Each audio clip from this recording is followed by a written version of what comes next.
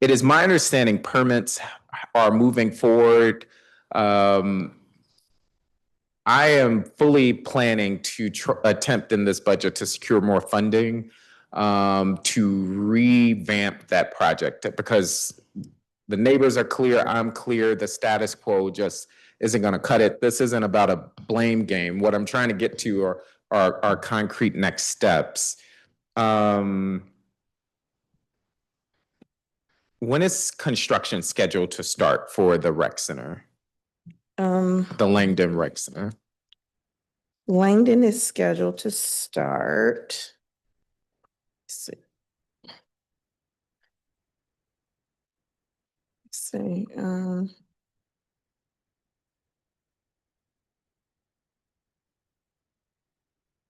September 26th, where's late 2026 through 2028.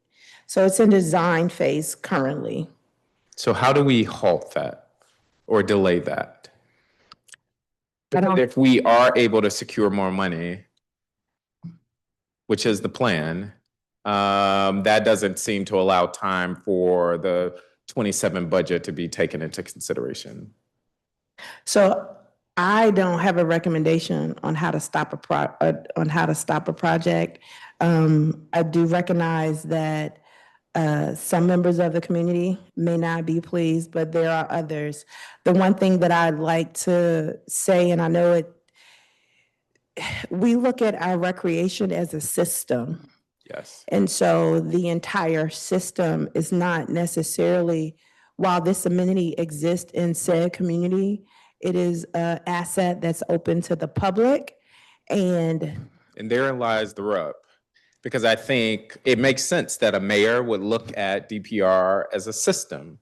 It would also make sense that neighbors in Langdon, next to the Langdon Rec, look at it as their rec center. Understood. And what they're saying is, here is the list of things we've requested, and none of it is included.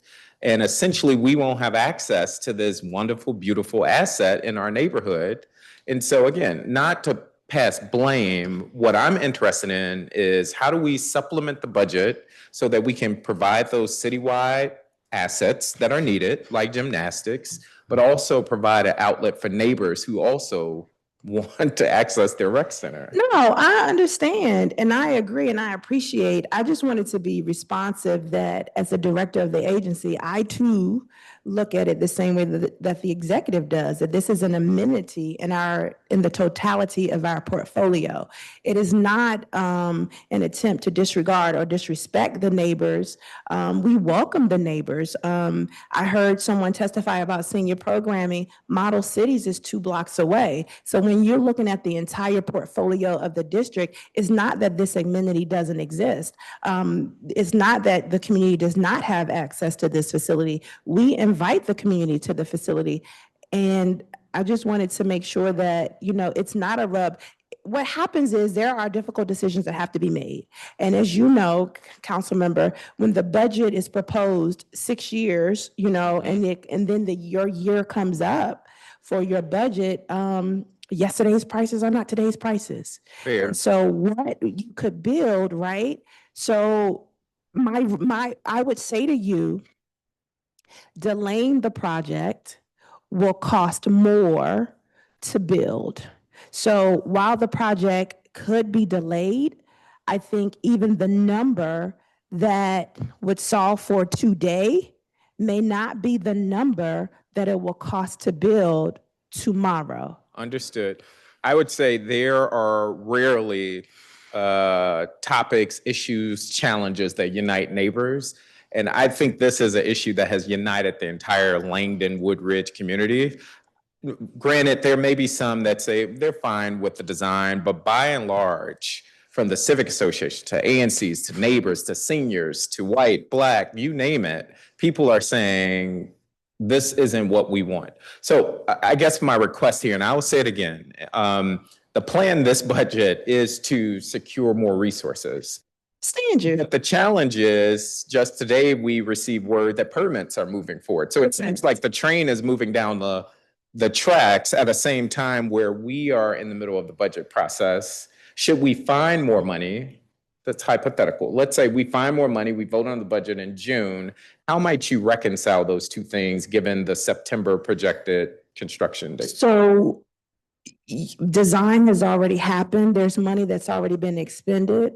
So you're talking about going back to the drawing board. Yes. So you're not talking about the additional, not only is there an additional, I think the number that I sent you was 18 million to get what potentially could be like the second gym and I'll have all the things. So in addition to the 18 million, you're talking about another maybe 2.53 million from the design costs and other costs.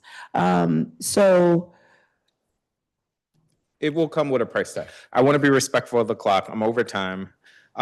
There's also concerns about the skate park and it being potentially removed. There are concerns similarly at Harry Thomas. I want to work with you. absolutely. I'm in the problem solving lane. And I think the path forward is let's find additional resources. If we can't do it, I have already conveyed to the community, then we might need to delay the development. And by and large, people are saying, I would rather a delayed rec that actually meets our vision than one that we can't access and don't want to be on time.